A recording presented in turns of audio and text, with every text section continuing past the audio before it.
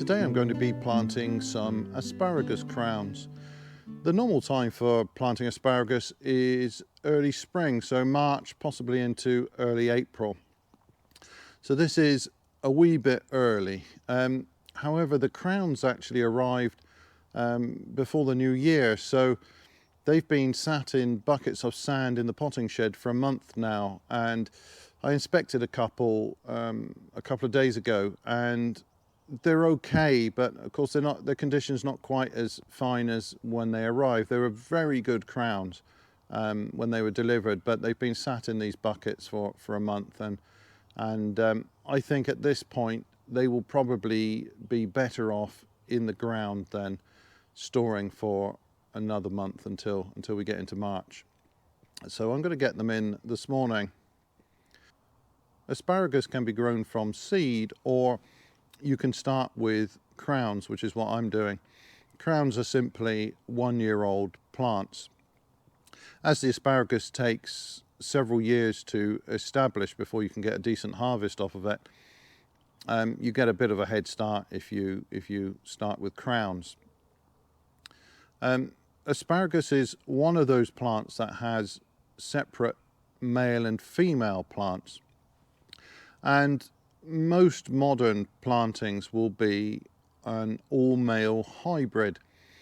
It's generally thought that the male plant is the more productive. It's sometimes suggested that the spears are of slightly better quality as well. The reason for that is because the females have to put some energy into producing seed and the small orange-red berries that they bear in the autumn, and that supposedly makes them less productive. As with many things in the garden, it looks as though that's not entirely clear cut. I'm sure that's generally the case, but I've been reading some papers recently which are suggesting for certain, I think probably for certain cultivars and for certain methods of cultivation, that some of the female crowns can actually perform better than the males. And sometimes it's suggested that the females might have better spear quality. One factor, for example, is the tightness of the buds, and there are examples where the females produce spears with tighter buds. But that's somewhat going against the general wisdom. In any event, one thing that we can be fairly confident of is that the modern hybrid asparagus is far more productive than the old open pollinated varieties. Some of those have been grown for hundreds of years, but obviously recent breeding has improved the productivity of the plant. So the old open pollinated sorts may not produce anywhere like the yield that you would get from a modern hybrid, but I really like to grow old varieties. And one of the great things about having your own kitchen garden or allotment is that you get to choose to grow exactly what you want. You can pick the crops that you like to eat and the varieties that you're interested in. And for me personally, that means old varieties. So with the asparagus, I'm just going to have to accept that I might not get such a great yield. I have grown one of these varieties I'm planting today before, and it's a very nice asparagus. It produces great spears, very tasty, and I'm delighted to be able to grow it again. Now, this bed behind me originally had our asparagus plants. Unfortunately, they were weeded out by an over-enthusiastic young lad who was giving us a hand here one day. He finished one job and he thought the mature plants were weeds and took them all out. In a way, that's kind of understandable because the mature plant looks nothing like the young spears that you would eat. But anyway, we will make the most of that situation and plant some new crowns. We've also taken the opportunity to improve the soil. Now, our soil here is a sandy loam, which is ideal for asparagus. It's got quite a bit of silt, and what's not ideal is the amount of stone in the soil. So this bed did have rather too many stones in it. And that just causes the asparagus to sometimes come up with a crooked stem as the young shoot is coming up and it hits a stone and bends around to bypass it. So when those old crowns were removed, we took the opportunity to actually swap the soil here, or about the first foot of it, with some better soil from our old polytunnel. And we then mulched this with a thick layer of organic matter, and that should be in good condition now for planting. So the varieties we're going to be growing, they are a purple asparagus from Italy. It's Violetto di Albenga, and that comes from Liguria, so that's sort of northern coastal Italy. Not surprising it's on the coast, that's the sort of environment that asparagus will favour. The other one is from France, and if you excuse my dodgy French pronunciation, it is Argenteuil or something like that. And that comes from what is now a suburb of Paris, but once upon a time was obviously growing plenty of asparagus. They're both quite well-known varieties. The French one is certainly a few hundred years old, if not more. The Italian one is a proper old variety. There are records of it back in the 1500s, and for somebody to make note of it then, I would guess that it already had quite a well-established tradition at that time. I'm very pleased to be growing both those old varieties. Now the purple one from Liguria, that is relatively easy to get crowns for that variety. The French one is a little bit more tricky. I could only find one place that would provide crowns, and that was in Italy. And so I contacted a very nice chap by the name of Paolo at Seeds of Italy and asked him if it'd be possible for him to source any of these crowns. So he said, yeah, leave it with me and I'll have a look into it. And I hadn't heard anything for quite a while, so I assumed he'd been unsuccessful. Now, just before Christmas, one of the emails came round saying that they had the asparagus crowns in stock, and I think there was the possibility of being some Brexit-related problems with importing and exporting, and that seems to still be the case. So they arrived rather early, and thinking that I wouldn't be able to get the other crowns, I ordered 40 crowns of the purple variety, and I bought a packet of seed for the other. I then got an email from Paolo saying that the other crowns were sat on his desk, and I had the opportunity to change my order so I would only have 20 crowns of each variety, which would have been perfect for this bed, and that was the original plan. But on a whim, I decided that I'd keep the order for the 40 purple crowns, and we would find somewhere else to plant the others. So we will actually be taking one of our vegetable beds out of its normal rotation and planting that up with asparagus as well. Well, it's not the most productive of crops, to be honest. If you're short on space, it's probably not a priority. But we really like asparagus. It's probably one of our top 3 things to grow, along with new potatoes and tomatoes. So we don't really mind dedicating more space to the asparagus. So in order to plant the crowns, you first dig a trench about a foot wide or so, because the roots on the crowns are quite long. I might have to do a little bit more than that. These are pretty good crowns, and it wants to be somewhere around 8 inches. Recommendations vary. It could be 8 inches, 10 inches. And once the trench has been dug, you then make a small mound where you're going to put the crown, and then you put the crown on top. So the crown is sort of an arrangement of buds that will develop into spears later on, and then a whole tangle of roots that are attached to it. You sit that crown on top of the mound and spread the roots out, and then you can cover back with soil. Now you can either put a mound under each plant, or you can put a ridge down the center of the trench. The crowns can be spaced, well, I'm going to put them about a foot apart, 30 centimeters apart in this bed, because I've got quite a few crowns. I will be planting another bed where they'll be spaced out slightly more.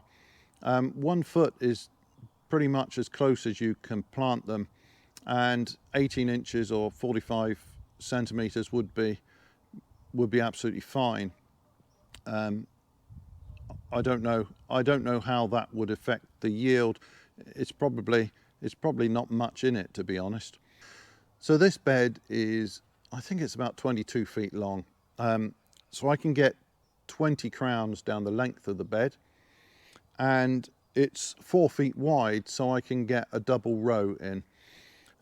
So the crowns will be a couple of feet apart in this bed, which is absolutely fine, and that worked out great for us before.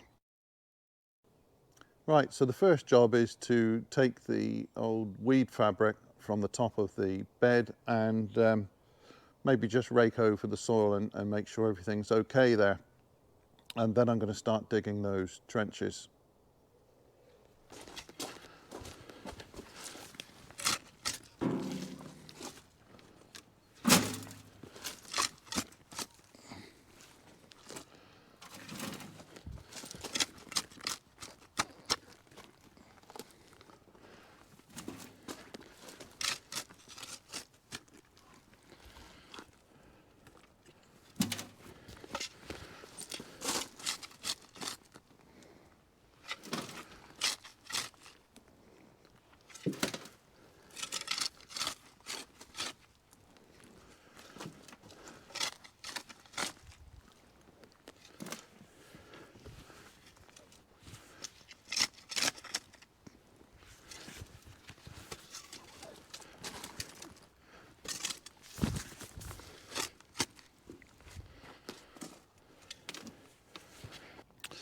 So we've cut a trench out only on a quarter of this bed.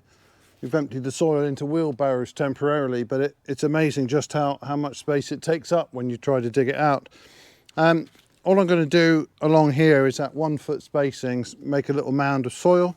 So I've got an old flower pot here, which I'll just upend.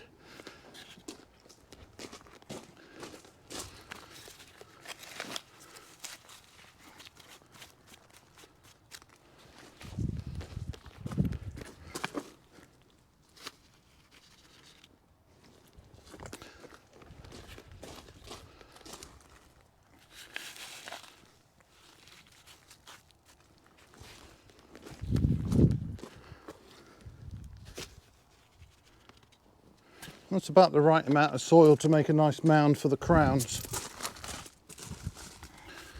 So these are quite nice looking crowns. You can see that they've already started to shoot here, and these are very fragile, so it's very easy to break them while planting.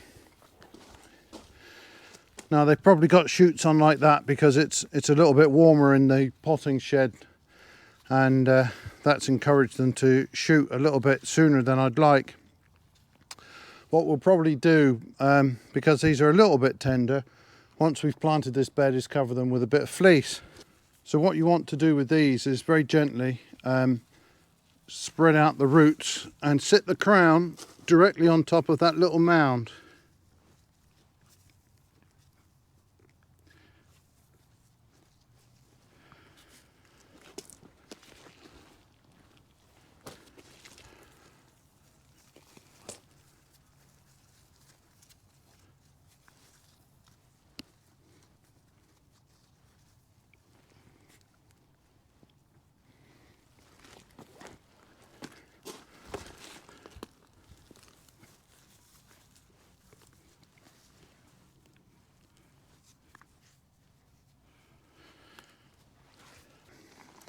So having positioned the crowns, you can then cover them with soil.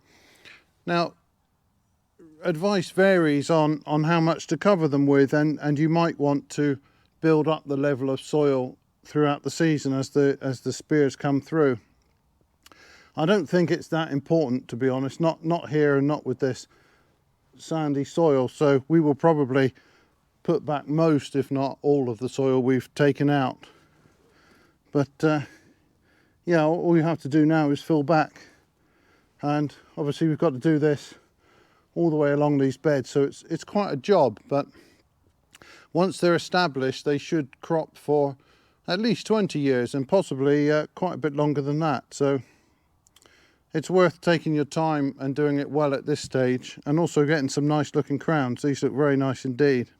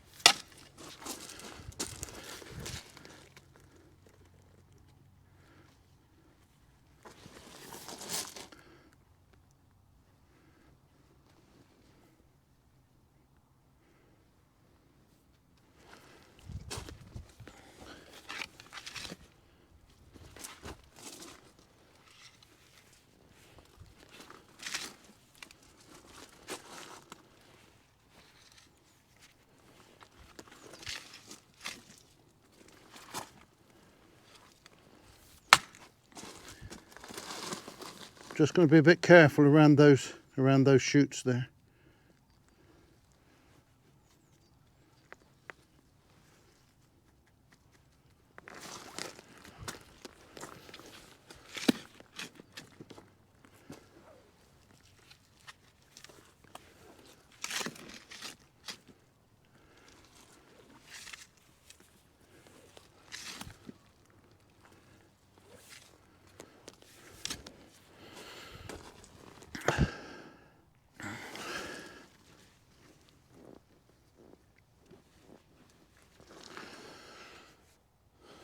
So that's it really. Make yourself a trench, either make mounds or a ridge down the centre, sit the crowns on the mounds, spread the roots out, and then just cover them with soil.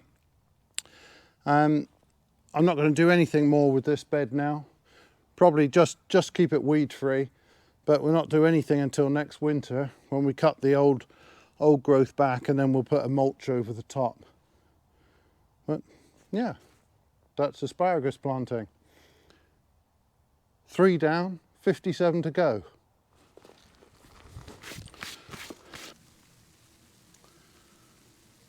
Well, we got them in, and it was quite a job, to be honest. Digging out all those trenches is pretty hard work. Looks like we did it just in the nick of time. The rain I was expecting to come in a little bit later has already arrived in the form of sleet.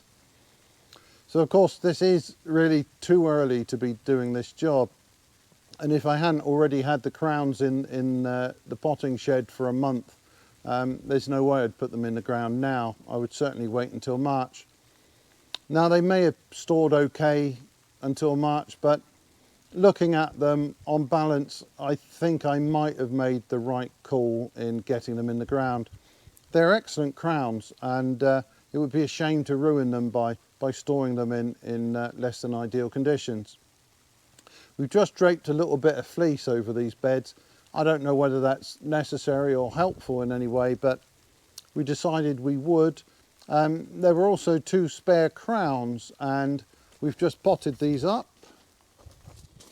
And we just put them in 15-litre pots of ordinary compost, and I'll try and keep those going for a while until we're satisfied that all of the other crowns have established, and if one of them fails, we've got a spare there that we can use. So a huge thank you to Paolo at Seeds of Italy, especially for sourcing the crowns of Argenteuil asparagus. Paolo is a great supporter of traditional sorts, the kind of vegetables that I like to grow, so I do get quite a lot of my seed from there, and there's a huge range of interesting regional varieties, a lot of them from Italy but also from other places like this asparagus, which is French. So that is all from me today. Thank you very much for watching, and goodbye.